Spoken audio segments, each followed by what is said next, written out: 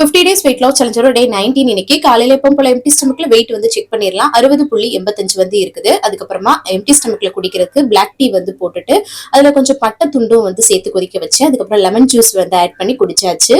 அதுக்கப்புறம் காலைல பிரேக்ஃபாஸ்ட்டுக்கு வந்து கருப்பு கவனியும் ராகியும் வச்சு இட்லி பண்ணியிருந்தேன். அது கூட வந்து புதினா மல்லி சட்னி வச்சு சூப்பரா வந்து சாப்பிட்டாச்சு. இந்த ரெசிபிஸ் எல்லாமே யூடியூப் சேனல் லாங் வீடியோல இருக்கு, மிஸ் பண்ணாம பாருங்க. அதுக்கப்புறம் 11 மணிக்கு மேல வந்து பாத்தீங்கன்னா ஆரஞ்சு ஜூஸ் வந்து அப்படியே ஃப்ரெஷ்ஷா புழிஞ்சு இனிப்பு எதுவுமே சேர்க்காம வந்து குடிச்சாச்சு. மதிய லஞ்சுக்கு சாமை அரிசியில தக்காளி சாதம், அப்புறம் மீன் மேக்கர் வந்து ஒரு ஷாலோ ஃப்ரை மாதிரி பண்ணியிருந்தேன்.